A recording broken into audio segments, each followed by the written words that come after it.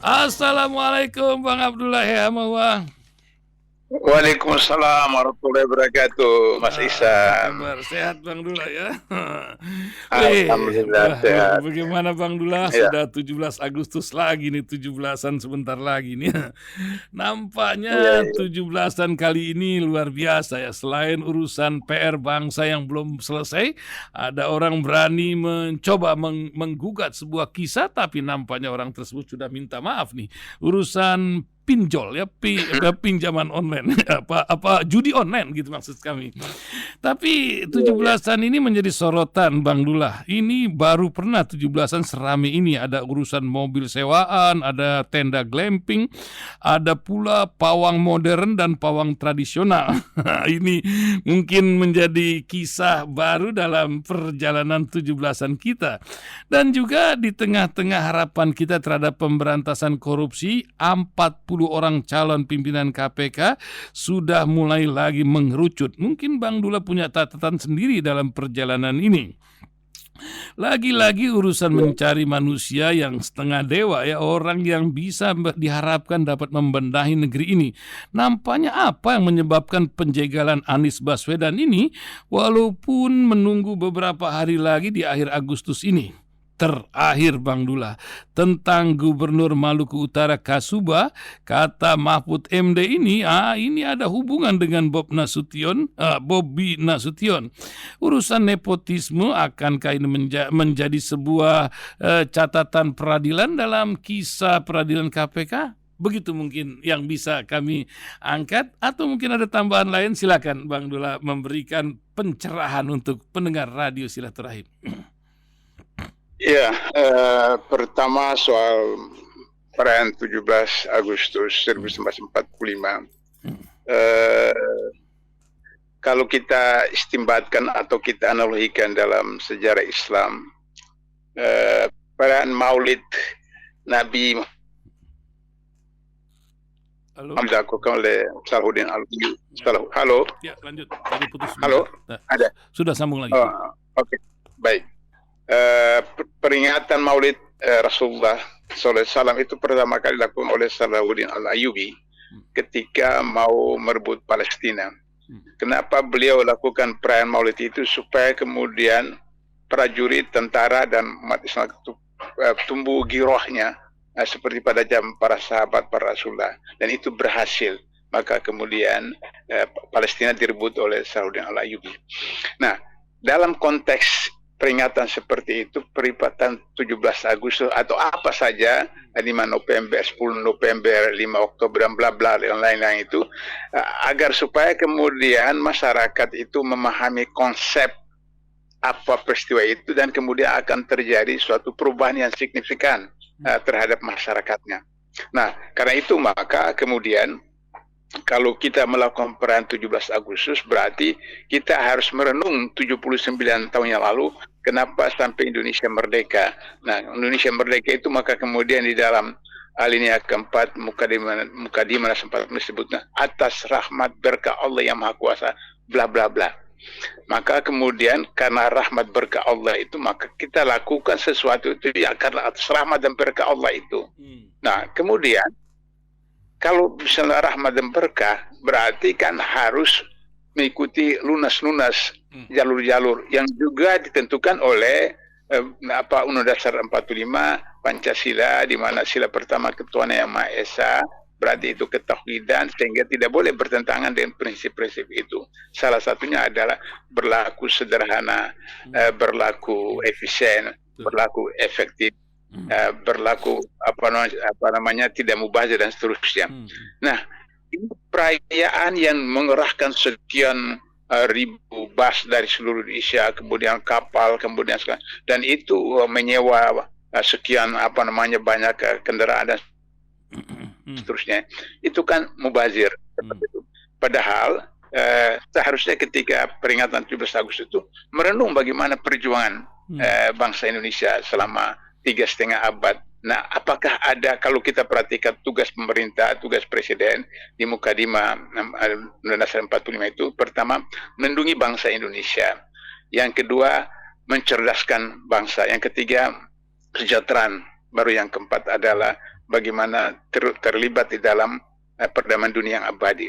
Nah, apakah Presiden sudah melindungi semua rakyat Indonesia, bangsa Indonesia? Ada yang anak-anak sekolah di daerah-daerah tertentu, bahkan di Pulau Jawa, itu mau pergi sekolah harus menyabung nyawa karena jembatannya rusak, harus menyabung nyawa kalau jatuh dari jembatan seperti itu. Begitu juga ada yang mati bunuh diri karena tidak bisa bayar utang dan seterusnya. Kemudian seperti pinjol yang dikatakan tadi. Lantas kemudian menghamburkan sekian banyak miliar bahkan triliunan untuk peringatan 17 Agustus yang cuma beberapa hari seperti itu. Nah, ini satu pembaziran. Oleh karena itu maka kata mubazir itu dalam Al-Quran beberapa kali sebutnya adalah perbuatan setan seperti itu. Nah, kalau misalnya Jokowi mau melakukan itu sebagai salah satu bentuk warisan beliau kepada Indonesia, bahwa beliau yang berhasil memindahkan ibu kota, lantas kemudian upacara pertama peringatan 17 Agustus di IKN Nusantara, jangan lupa bahwa mayoritas rakyat Indonesia, mayoritas bangsa Indonesia tidak setuju ibu kota itu pindah ke Nusantara di Kalimantan Timur. Dari berbagai aspek, apakah aspek militer, aspek lingkungan, tidak ada yang bahkan sekarang itu Malaysia itu sudah melakukan persiapan untuk menghadapi kalau nanti mengganggu wilayah tetangga itu Sabah dan Sarawak seperti itu. Nah, sehingga begitu maka ini perbuatan yang baik. Kemudian yang terakhir soal ini adalah bahwa Jokowi itu lupa bahwa setelah penggantiannya apakah Prabowo itu mau melanjutkan seperti itu IKN di sana itu. Dalam teori manajemen harus memprioritaskan apa yang didahulukan. Dahulukan. Jadi misalnya kalau makan gratis, kemudian makan bergizi dan apalah istilahnya, seperti itu. Nah, itu berapa miliar satu bulan, dan itu dari mana APBN-nya. Lantas kemudian untuk IKN itu dari mana, seperti itu. Nah, sehingga ketika Prabowo misalnya melanjutkan kepimpinan dan terganggu soal makan gizi, maka makanan yang bergizi itu terganggu, kemudian akhirnya IKN akan terganggu. Dan kemudian akan ada, kalau KPK nanti itu betul-betul orang yang terpilih ada 1-2 orang saja yang gila tanda petik, maka kemudian semua menteri, semua pejabat yang terlibat dalam kasus IKN khususnya 17 itu akan diproses. Karena itu melanggar undang-undang tindak pidana korupsi seperti itu. Apakah kegiatan-kegiatan pengadaan barang dan jasa, kapal berangkat, bis-bis itu dilelang atau tidak? Karena menurut ketentuan undang-undang itu satu proyek yang di atas 250 juta itu harus dilelang. Nah, apakah pemerintah daerah itu sewa bis-bis, sewa kapal, sewa apa yang itu miliaran itu, apakah itu dilelang? Seperti itu. Nah, jadi nanti saya khawatir kalau misalnya ada pimpinan KPK atau pengawas KPK yang saya katakan tadi tanda petik orang gila, dia proses itu, maka kemudian Jokowi dengan semua menteri-menteri yang sekarang itu bisa terkena seperti itu. Jadi oleh karena ini satu peristiwa pembajiran yang tidak ada gunanya sama sekali seperti itu. Itu yang pertama soal kota 17 Agustus. Ya. 40, yang kedua tadi 40 orang calon pimpinan KPK. Gimana sorotan? Jadi yang menarik bahwa 40 orang itu yang menonjol itu mayoritas polisi. Mayoritas polisi. 40 orang itu. Ada yang mantan KPK, ada yang bukan KPK. Problemnya adalah bahwa kalau mereka mantan KPK, khususnya periode Firly, apakah mereka pantas untuk menjadi pimpinan KPK, sementara pada periode mereka, periode Firly, apakah mantan direktur atau mantan penyidik, apakah berhasil melakukan pemberantasan korupsi, di mana pada KPK periode Firly itu yang paling dahsyat jeleknya, karena dari misalnya indeks persepsi korupsi saja kita itu turun dari angka 60-an menjadi 32, seperti itu, dari 50 menjadi 32. Bahkan itu kita punya indeks persepsi korupsi itu lebih rendah dari Timor Leste, bayangkan seperti itu. Sehingga begitu, apakah pantas mereka yang KPK periode Firly itu bisa kemudian menjadi pimpinan KPK yang akan datang. Itu satu. Yang kedua, dari 40 orang itu ada orang mantan pimpinan KPK sekarang. Itu yang juga lolos. Padahal sudah jelas-jelas mereka melanggar kode etik, sudah diproses oleh Dewan Pengawas seperti itu. Terus kemudian bagaimana pansel ini bisa meloloskan mereka seharusnya mereka tidak lolos, mulai dari administrasi pun juga sudah harus tidak lolos seperti itu.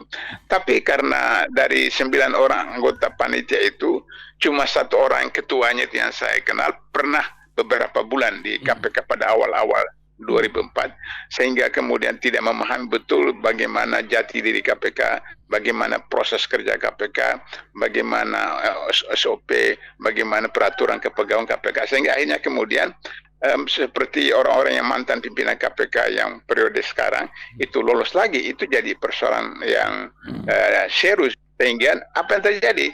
Kalau dia lolos lagi jadi pimpinan KPK, maka tugas dia pertama adalah dia melindungi kasus-kasus yang melibatkan dia dengan dan seterusnya. Itu akan seperti itu di internal KPK. Begitu juga melindungi pejabat-pejabat, khususnya periode Jokowi, katakanlah anaknya Jokowi, Gibran dan Kaisang yang sudah dilaporkan beberapa tahun lalu ke KPK, tapi itu kemudian tidak diproses, alasan barang bukti yang tidak cukup. Nah, tugas mereka adalah melindungi lagi itu seperti demikian.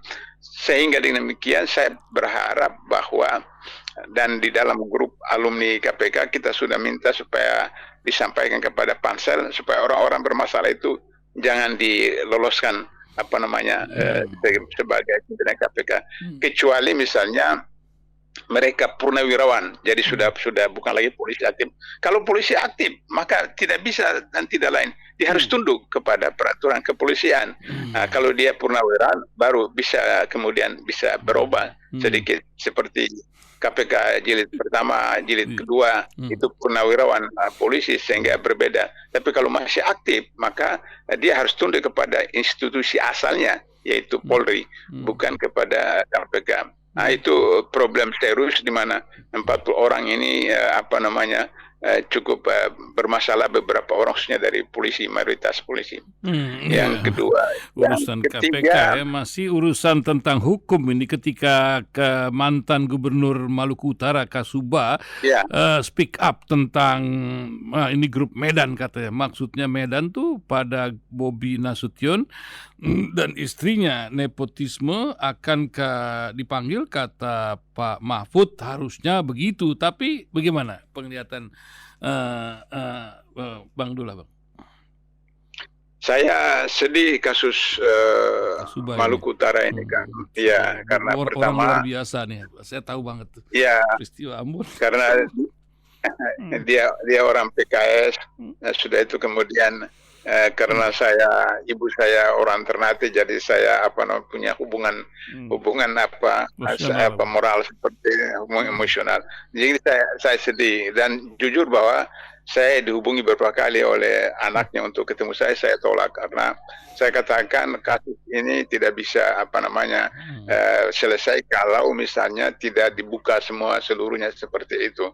Dan itu saya tolak sebelum saya tahu bahwa ada blok Medan seperti itu.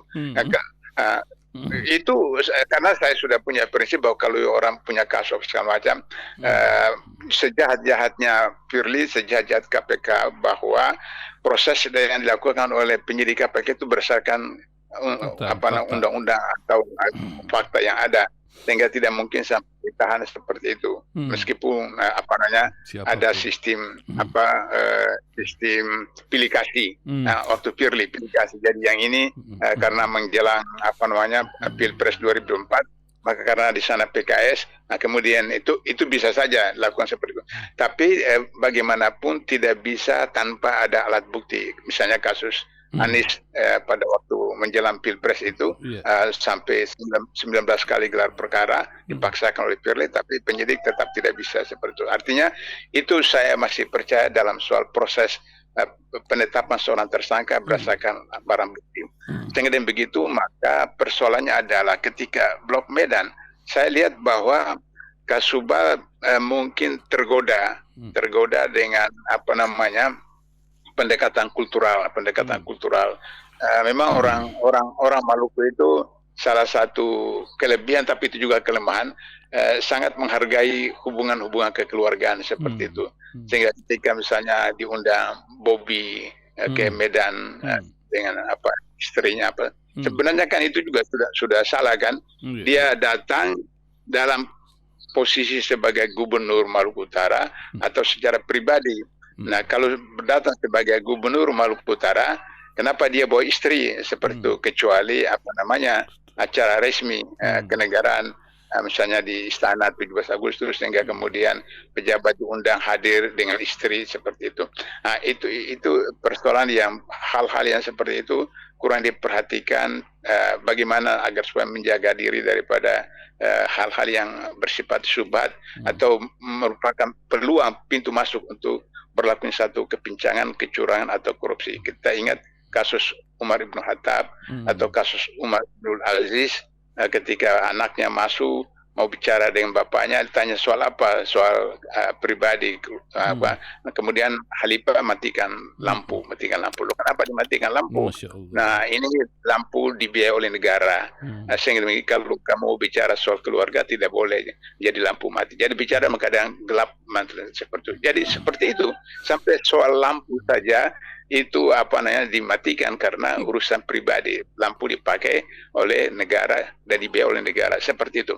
Nah, seharusnya saya sedih itu karena sebagai orang PKS, beliau itu mesti tahu hal-hal yang seperti begitu, karena saya tahu dalam proses tarbiyah yang dilakukan kepada kader-kader PKS itu, hal-hal yang prinsip seperti itu sudah menjadi wajib. Tapi kenapa terjadi seperti demikian? Karena sistem politik kita, Mas Ihsan, sistem politik kita itu penuh dengan money politik. Sistem politik kita itu mau dan tidak mau, kalau tidak keluar uang tidak bisa. Mau jadi caleg, mau jadi ini, semua harus dengan uang seperti itu.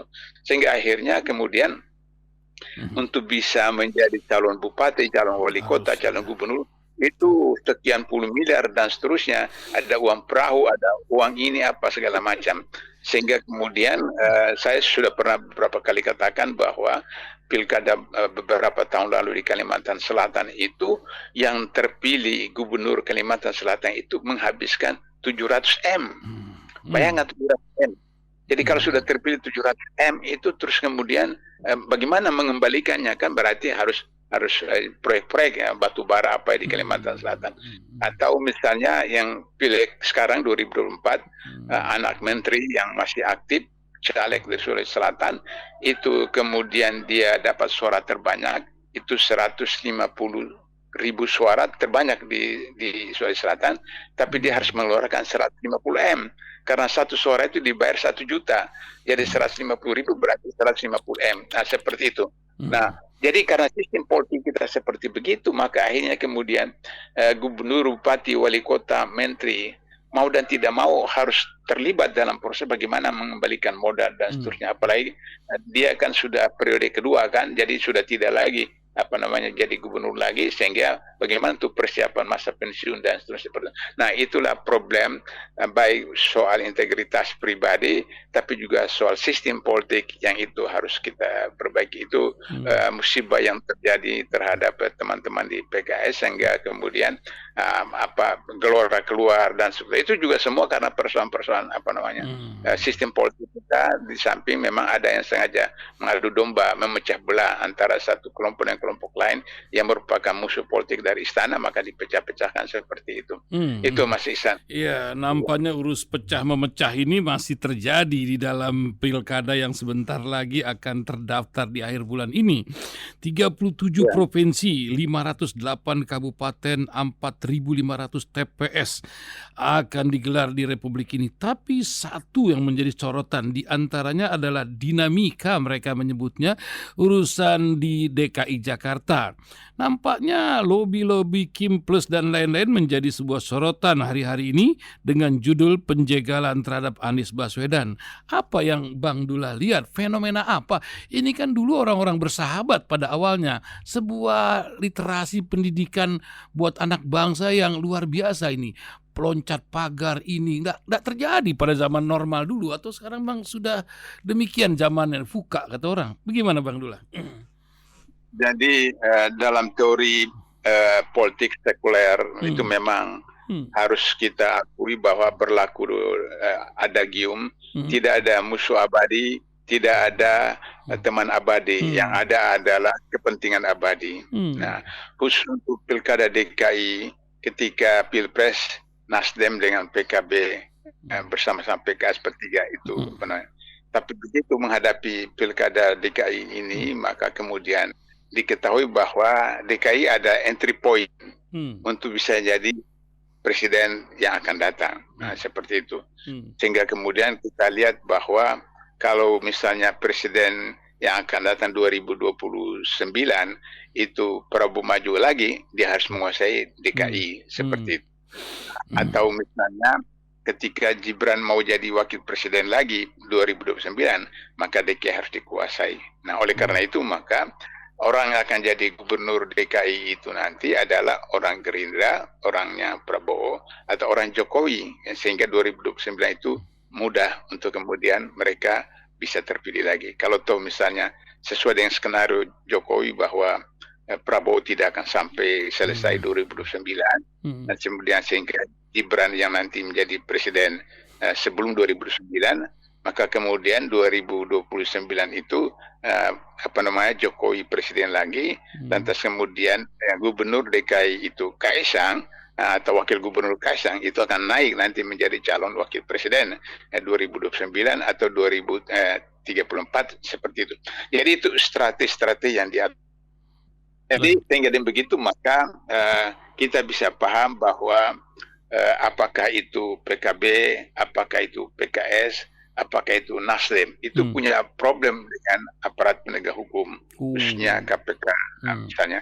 Jadi PKS telah goyang seperti sekarang ini karena kasus Kasuba, sehingga itu digoyang itu dengan sehingga tiba-tiba saya termasuk yang agak kaget itu bahwa kemudian PKS dukung Bobi Nasution di Sumatera Utara. Padahal waktu bulan lalu saya di Medan, saya ketemu dengan Eri Rahmayadi, saya katakan kalau firm Bapak jadi calon gubernur, saya akan datang kampanye buat Bapak, karena saya paling tidak tahulah prestasi beliau di Sumatera Utara. Dan diharapkan yang akan mencalonkan itu adalah PKS. Seperti itu. Ternyata kemudian justru PKS terakhir mendukung Bobi Nasution. Seperti itu. Nah, kenapa? Karena kasus Kasuba seperti itu. Kemudian kalau PKB kita tahulah dulu waktu kasus Muhaimin itu ketika kemudian cawapres dari Anies, saya ditanya oleh wartawan 2024 Pilpres, saya katakan SOP di KPK menghadapi Pilpres, menghadapi pemilu, menghadapi pilkada, pileg itu orang yang terlibat kasus atau semuanya itu tidak diproses. Sudah selesai Pilpres, selesai pilkada, selesai pemilu, baru diproses supaya kemudian KPK tidak dianggap sebagai lembaga yang politik, tapi lembaga hukum seperti itu. Nah, karena itu maka kemudian Muhaimin lolos itu sampai pendaftaran seperti itu. Nah, jadi kalau sekarang kemudian terjadi lagi seperti sekarang itu karena ada persoalan lain. Selain kasus yang lama Muhaimin itu, kemudian kasus yang terbaru dari PKB itu adalah soal haji. Nah, soal haji itu sekarang Menteri Agama dibentuk tim oleh DPR untuk mempersoalkan haji. Saya sudah kemukakan beberapa kali bahwa haji ini susah diberantas korupsinya karena memang semua proses-proses itu penuh dengan rekayasa, penuh dengan korupsi. Nah, kecuali mengikuti pola di Malaysia, misalnya seperti itu. Di Malaysia itu kan anak saya sekitar 10 tahun yang lalu itu sudah daftar cuma seperti buka rekening di bank saja. Buka rekening buka rekening kan paling 50.000 atau 100.000. Nanti sampai sudah sekian tahun dapat nomor porti baru bayar, kemudian langsung berangkat. Jadi tidak seperti sekarang di Indonesia kan 25 juta kan pertama kali. Nah, 25 juta itu kan disimpan di bank macam-macam. Kalau di bank muamalat, bank syariah nggak apa-apa, tapi disimpan di bank-bank yang konvensional, sehingga kemudian itu riba dan seterusnya. Nah, karena itulah maka kemudian tahun lalu dan tahun sekarang itu biaya ONH itu tinggi kan, 40 juta lebih, hampir 50 juta. Dan bayar karena tidak ada lagi subsidi. Kenapa tidak ada lagi subsidi? Karena dana-dana yang disimpan itu dipakai untuk membangun proyek-proyek dari Aceh sampai Papua Barat oleh presiden, sehingga sudah tidak ada uang. Maka kemudian nilai ONH yang persis itu 40-50 juta itu harus ditanggung sendiri oleh calon jamaah seperti itu.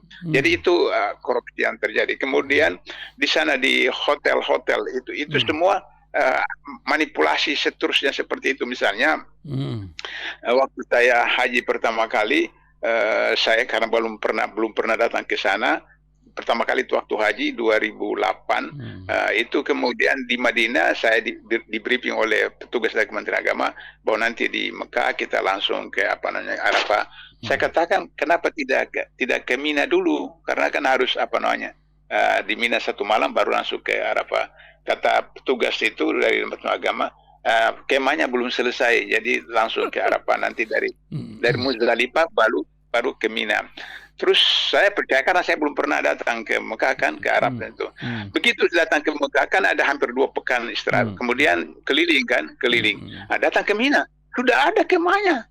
Yang Arafah itu memang bongkar pasang waktu waktu haji.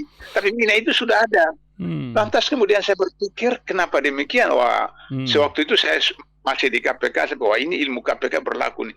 Nah, kalau satu hari itu 270 juta, makan 3 kali, 1 kali makan itu misalnya 10 real, maka 270 juta kali 10 real satu hari, 3 kali itu berapa? Sudah berapa itu? Belum lagi sewa bis, ratusan bis, itu sudah berapa? Jadi sehingga kemudian saya hitung itu berapa miliar itu yang untuk 1 malam aja di Mina itu seperti. Jadi korupsi sudah berlaku itu. Kemudian waktu di Madinah, sebelum berangkat di Jakarta katakan nanti makan ini. Ternyata kemudian makan sayur kol rebus, kemudian ikan teri. Terus satu kamar dengan saya itu dia aktivis kerja di Kota Madia di DKI. Dia bilang, "Bang, saya cek di hotel ya, ini makanan gimana?" "Oh, silakan." Nah kan semua yang tukang masak di sana kan orang Indonesia, jadi bisa komunikasi kan itu.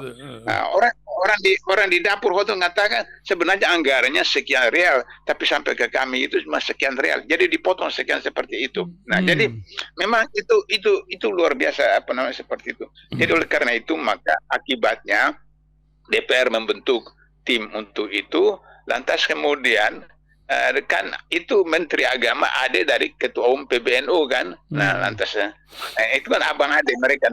Nah, kemudian Ketua PBNU kemudian membicarakan soal bagaimana ini padahal kan itu bukan kemauannya Muhaimin Iskandar di DPR kan. Itu adalah DPR putus. Ya, itu hanya ditakdirkan Muhaimin Iskandar waktu itu yang pimpin rapat seperti itu. Maka kemudian dijadikan untuk supaya kemudian mau dikudeta Muhaimin, kemudian terus keluarlah cerita-cerita lama Muhaimin itu yang mengkudeta Gus Dur, sehingga kemudian sekarang seperti itu. Nah sehingga akhirnya kemudian PKB juga berpikir kan ini bagaimana ini kasus seperti itu, maka kemudian mau masuk ke koalisi Indonesia Maju Plus. Kalau Nasdem kita tahulah kasus Menko Infonya dan seterusnya. Jadi itu persoalan politik, persoalan penyanderaan, sehingga akhirnya kemudian yang korban Anies kan seperti itu. Nah tapi kan ada persoalan nanti kalau terjadi RK dengan Kaisang itu lawan kota kosong. Nah, kalau kota kosong itu pertama adalah pendidikan politik tidak berjalan dengan bagus. Artinya bahwa kalau di kota Jakarta saja tidak ada seperti itu, apalagi di tempat lain. Dan 5 tahun lalu itu pernah terjadi di Makassar. Terjadi di Makassar, di Gubernur Sulawesi Selatan lewat kota kosong, dan kota kosong menang. Di Sulawesi Selatan itu kota kosong menang. Jadi dibayangkan nanti kalau kemudian nanti DKI juga lawan kota kosong, terus kota kosong menang. Wah itu luar biasa seperti itu. Nah jadi itulah problem kita yang sekarang itu menjadi politik yang tidak ada kepentingan bersama, tidak ada musuh bersama, tidak ada kecuali kepentingan yang abadi. Itu problem. Padahal kalau dalam Islam itu orang-orang takwa itu adalah sahabat abadi, orang-orang kafir itu adalah musuh abadi. Nah, itu persoalan DKI. Ya. Terakhir Bang Dullah, nasihat di tengah banyak orang-orang ini pendengar lagi garuk-garuk kepala nih. UKT naik, barang naik, ini tingkat kelas menengah menurun, tetapi apa dari orang sesenior Bang Abdullah Hamawa menghadapi zaman yang macam begini, Bang? Belum lagi geopolitik dunia yang luar biasa. Silakan Bang Abdullah. Iya. Jadi ini yang menarik itu adalah bahwa ada Muhammadiyah sudah terima bentuk tim untuk menerima tambang. Pertama NU dulu, orang menganggap bahwa Muhammadiyah tidak akan terima, kan Muhammadiyah bukan organisasi miskin, Muhammadiyah ormas yang terkaya, tidak hanya di Indonesia bahkan mungkin di dunia seperti itu. Tapi terima tambang juga seperti itu. Kenapa? Karena kalau Mas Ihsan itu merasa bersalah, kemudian mau dibawa ke pengadilan Mas Ihsan tidak mau sendirian, mau aja yang lain-lain juga sama-sama seperti itu. Nah, jadi akhirnya kemudian ini diajak sama-sama supaya nanti kalau qadarullah ditakdirkan bahwa KPK itu ada orang yang gila tadi saya katakan sehingga memproses semua itu, maka kemudian ini ada NU, ada Muhammadiyah, nanti apalagi Al-Irsyad, Persi, segala macam seperti seperti itu. Sehingga dengan demikian kemudian itu kenapa bisa Muhammadiyah seperti begitu? Pak Busro itu kan mantan ketua KPK. Dalam grup kami biasa berdialog itu beliau habis-habisan melawan. Tapi ada salah seorang anggota kabinet yang dalam pimpinan PP Muhammadiyah, yaitu Menko PMK itu gitu. Nah, di situ yang dia paksakan di situ seperti itu. Sehingga akhirnya kemudian Muhammadiyah membentuk tim untuk mengkajinya seperti itu. Tapi inilah politik penyanderaan, sehingga kemudian kalau di dalam Al-Quran itu banyak sekali ayat yang mengatakan bahwa setan itu membuat orang melihat apa yang kejahatan lakukan itu melihatnya indah, Jadi seperti itu. Sehingga kemudian kan heran juga kan, masa Jokowi itu nggak tahu bahwa ini salah. Ada 3 tahun terakhir, 4 tahun terakhir ada 4 undang-undang yang dibuat, peraturan yang dia buat yang itu bertentangan secara diam, baik dengan Undang-Undang 45, bertentangan dengan undang-undang sebelumnya seperti itu. Nah, apakah Jokowi apa segala macam? Tapi ya itu karena setan itu membuatnya melihat itu cantik, indah dan seterusnya. Nah, oleh karena itu maka agar supaya tidak dipengaruhi oleh setan, maka jangan berteman setan seperti itu. Nah, kembalilah orang sering mengatakan, Pak Abdullah, ini kan bukan negara Islam. Indonesia bukan negara Islam, tapi Indonesia itu negara tauhid. Karena sila pertama Pancasila itu adalah ketuhanan yang Maha Esa. Diabadikan dalam pasal 29 ayat 1, negara berdasarkan atas ketuhanan yang Maha Esa. Ayat 2 mengatakan negara menjamin kebesaran warga negara untuk beragama dan melaksanakan ajaran agamanya itu. Jadi itu adalah perintah undang-undang. Sehingga begitu maka kalau ada peraturan kebijakan yang bertentangan sila pertama, bertentangan dengan pasal 29 ayat 1 ayat 2, itu berarti salah seperti itu. Dan itu adalah, itu yang saya katakan, Pancasila itu adalah piagam Madinah versi Indonesia. Dan orang-orang yang menyusunnya itu kan 4 orang ulama, Haji Agus Salim, Kiai Wajid Hasim, Abdul Qadir Muzakir, Abi Kusno, itu ulama-ulama. Sehingga mereka menyusunannya pada tanggal 22 Juni 45 itu adalah berdasarkan syariah agama, syariat Islam yang ada masuk di dalam Pancasila 45 itu.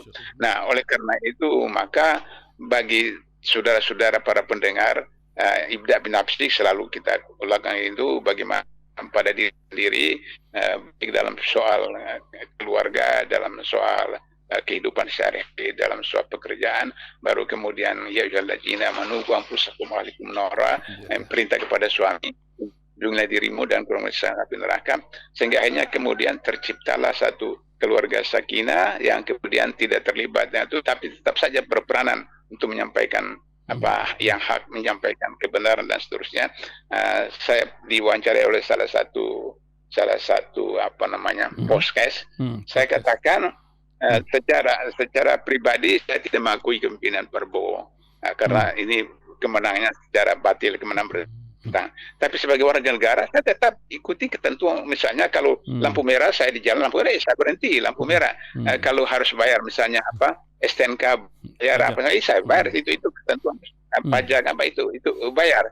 Tapi bahwa saya soal kepemimpinan Prabowo anggap itu batil karena melanggar ketentuan-ketentuan yang ada seperti itu. Jadi bisa kita lakukan itu dalam kondisi keimanan kita, tapi tetap juga kita memberikan perhatian, teguran, saran-saran kepada penguasa supaya kemudian kita lepas tanggung jawab kita di akhirat nanti seperti itu Mas Ihsan. Terima kasih Bang Dullah pagi hari ini 38 menit lebih menemani pendengar. Wah, luar biasa. Assalamualaikum warahmatullahi wabarakatuh. Waalaikumsalam warahmatullahi wabarakatuh.